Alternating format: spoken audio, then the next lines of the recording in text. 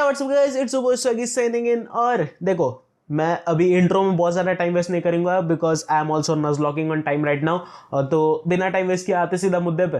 अब अपन आज के सबसे पहले न्यूज़ की बात करें तो वो है अपने ही टीम एटीके मोहन बगान से। Yes, I am a Mohan बगान फैन, और अगर तुम मेरे व्यूअर हो तो डेफिनेटली तुम उनमें से एक होगे या फिर उनमें से एक मैं तुम्हें बनाने की कोशिश करूंगा इन फ्यूचर टाइम। ये मेरा वादा है तुम्हारा। तो भैया एटीके मोहन बगान का झंडा ऊंचा करते हैं और जॉय मोहन बगान बोलते हैं। और इस न्यूज के साथ बढ़ते हैं हम लोग कि भैया सहल अब्दुल समद को अपन साइन करने वाले हैं। अब देखो, एटीके मोहन बगान की अगर तुम पूरी की पिछले साल की अगर तुम थोड़ी सी डिटेल्स की बात करोगे और थोड़ी सी टीम की बात करोगे तो इतनी तो कंफर्म है कि भैया हमें एक हाइपर एक्टिव एक तरीके का मिडफील्डर तो हमें चाहिए था डेफिनेटली, और एक वैसा बंदा जो मिडफील्ड को थोड़ा सा होल्ड करके रख सकता है, थोड़ा सा कंट्रोल कर सकता है, थोड़ा सा डिफेंसिव जा सकता है, थोड़ा सा अग्रेसिव भी जा सकता है जब जरूरत पड़े।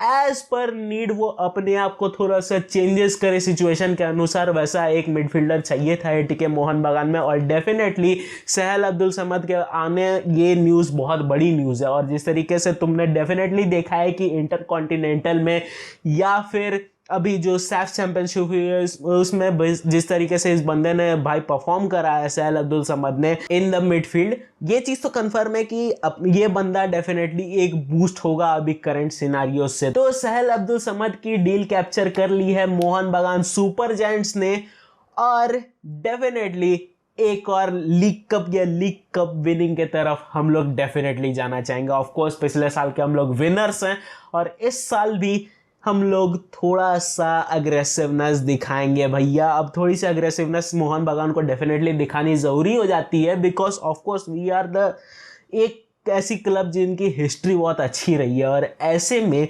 इस क्लब की जो ऑफ कोर्स जो परफॉर्मेंस है आईएसएल में वो डेफिनेटली एक स्टेटमेंट होनी चाहिए कि भैया वी आर सुपर जायंट्स, हम बस नाम के सुपर जायंट्स नहीं है। तो ऐसे में अगर तुम एटीके मोहन बगान को अगर सपोर्ट करते हो तो इस चैनल को एक लाइक कर दो यार। इसी के साथ हम लोग आते हैं आज के सेकंड अपडेट पर, जो कि है नेमार को लेकर। और भैया नेमार को लेकर बहुत ज्यादा हाइप मची हुई है अभी एट प्रेजेंट। तुम मार्केट में देखो तो देखो, एक चीज तो कंफर्म बहुत समय से चल रही है। इनफैक्ट तुम अगर पीछे समय में कुछ रिपोर्ट्स उठाकर देखोगे तो ये चीज तो कंफर्म है कि भैया पीएसजी नेमार से खुश नहीं है। अब इनफैक्ट मैं इसमें एक पॉइंट रायट्स का भी जोड़ना चाहूंगा जो पीएसजी के अल्ट्राज ने करी थी अभी 2-3 महीने पहले, उसमें जिसमें नेमार के घर वो घुस गए थे, चाय पानी पीकर वहां से निकले थे। तो डेफिनेटली एक चीज तो कंफर्म उस पूरे सिनारियो से हो गई थी कि भैया पीएसजी नहीं रखना चाहती है और नेमार भी छोड़ना चाहता है पीएसजी। अब ये चीज ऑफ कोर्स चल रही थी और मैंने भी बहुत समय पहले ही तुम्हें बताई थी कि भैया नेमार खुश नहीं है पीएसजी में।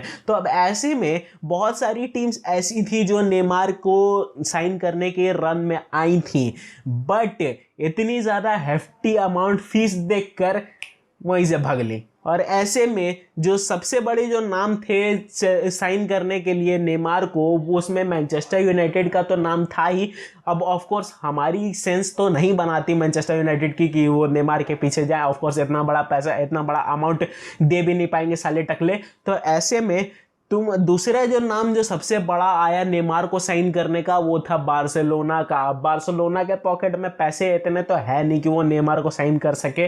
We are talking realistically right now. तो ऐसे में अब जो तीसरा नाम आया नेमार को साइन करने का वो सबसे बड़ा नाम आया चेल्सी का। और देखो, चेल्सी के पास अगर तुम फैक्चुअली अगर तुम बात करोगे तो भैया चेल्सी के पास पैसे तो हैं, बट क्या ये सिचुएशन सच में पीएसजी को पसंद आएगी कि भैया 200 मिलियन की टैगलाइन लगाई, 20 मिलियन की 1 साल की डील बनी, 10 साल की डील दे दी नेमार को, नेमार पता चल रहा है चेल्सी से ही रिटायर कर रहा है। ये कहानी सुनने में ही बहुत बकवास है। खैर, पीएसजी का ये तो चीज मानना है, ये तो चीज तुम देख सकते हो, मान सकते हो कि भैया पीएसजी ऐसे डील्स में नहीं घुसती है। और खासकर अगर नेमार की बात आएगी तो नेमार ऐसे चूतियापों के डील में तो नहीं घुसेगा, इतनी तुम मेरी गारंटी लेके चलो।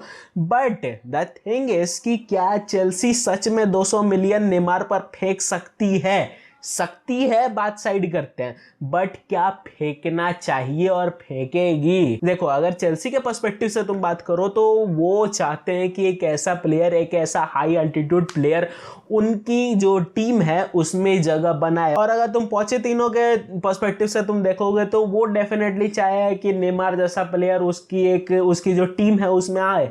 लेकिन द थिंग इज यहाँ कहानी अटक जाती है सिर्फ और सिर्फ सैलरी को लेकर, क्योंकि 1 मिलियन पर वीक की सैलरी कोई नहीं देगा भाई, रियलिस्टिकली कोई नहीं देगा, अनलेस एंड अनटिल वो सऊदी की क्लब हो। तो ऐसे में चेल्सी का इतने बड़े डील को उठाना ये खुद में ही बहुत बड़ा, मतलब आउट ऑफ फेरी टेल या फेरी टेल वाली कुछ कहानी लग रही है। बट अगर इस डील को कैप्चर करने में चेल्सी कामयाब रहती है भाई, चेल्सी के लिए बहुत बड़ी बात हो जाएगी ऐसे में। खैर, इसी के साथ हम लोग आते हैं इसकी थर्ड अपडेट पर, जो कि है रियल मैड्रिड और एंचेलोटी को लेकर। और मुझे पता है बहुत दिन समय से मैंने इस चीज को कैप्चर नहीं करा है, but the thing is Ancelotti भैया, तुम्हें ऑलरेडी पता है कि एंचेलोटी भैया अगले साल ब्राजील जाने वाले हैं। तो ये चीज तो कंफर्म है कि भैया एंचेलोटी ब्राजील जाएगा, बट ये चीज क्या कंफर्म है कि वो रियल मैड्रिड को छोड़कर ब्राजील जाएगा?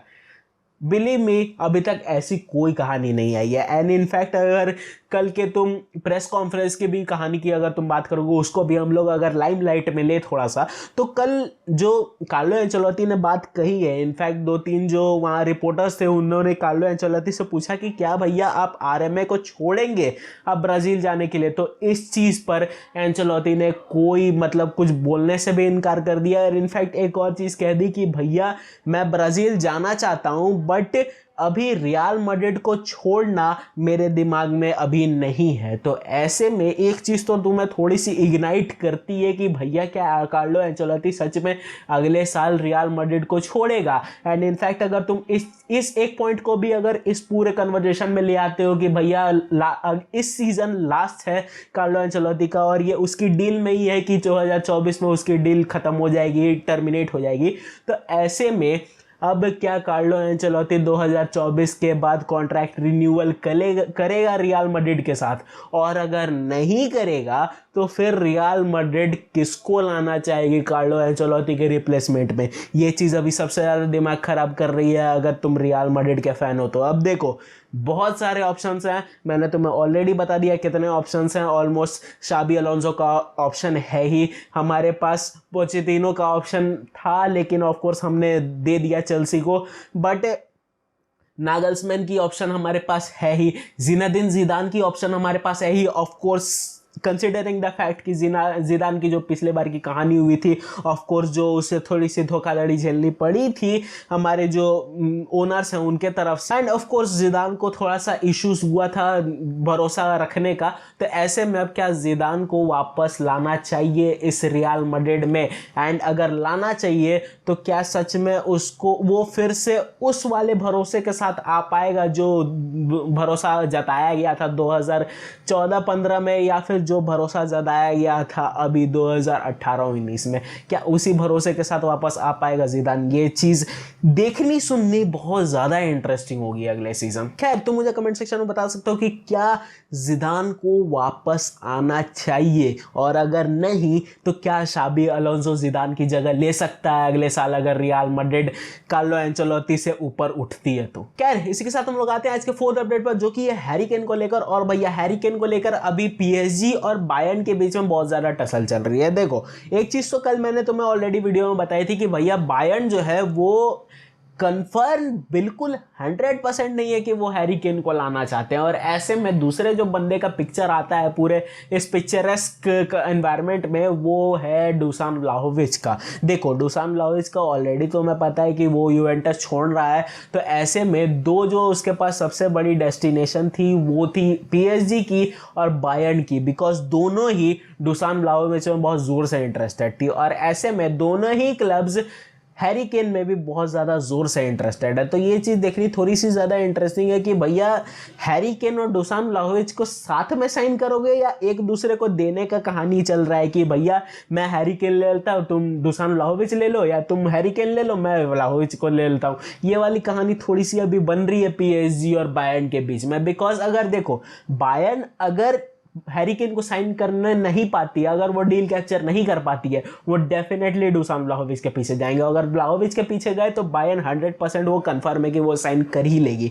और सेम कहानी पीएसजी के साथ भी है कि अगर वो डुसान व्लाहोविच की जो डील है उसको थोड़ा साइड में रख के अगर हैरी केन की जो डील है उसको कैप्चर नहीं कर पाते हैं और बायर्न अगर ले जाती है हैरी केन को, तो वो डुसान व्लाहोविच के जो डील है उस पर वापस से सोचेंगे और व्लाहोविच को वापस से कैप्चर करने की जो जद्दोजहद है उसमें वापस से लग जाएंगे। तो ये चीज दोनों के बीच में अभी पीएसजी और बायर्न के बीच में थोड़ी सी टसल चल रही है। और अगर हैरी केन की तुम कहानी की बात करो तो वो अभी तक इतनी ज्यादा अभी इन द मड चल रही है ना कि बायर्न ने 100 मिलियन की अभी जो डील उनकी जो आने वाली जो फर्दर वो एक्सटेंड करने वाले थे कि भैया 100 मिलियन हम टेबल पर रखना चाहते हैं, वो उन्होंने अभी तक नहीं करी है। और सबसे बड़ी डील यही है कि भैया बायर्न अभी बहुत ज़्यादा कंफ्यूज है हैरी केन को लेकर कि वो साइन करना चाहते हैं कि नहीं करना चाहते हैं, बहुत ज़्यादा एज पर हैं। और ऐसे में पीएसजी पूरा ट्राई कर रही है कि भैया किसी तरीके से इस डील को हम लोग कैप्चर कर ले, इस डील को हम लोग स्वैप डील बना दे किसी भी तरीके से।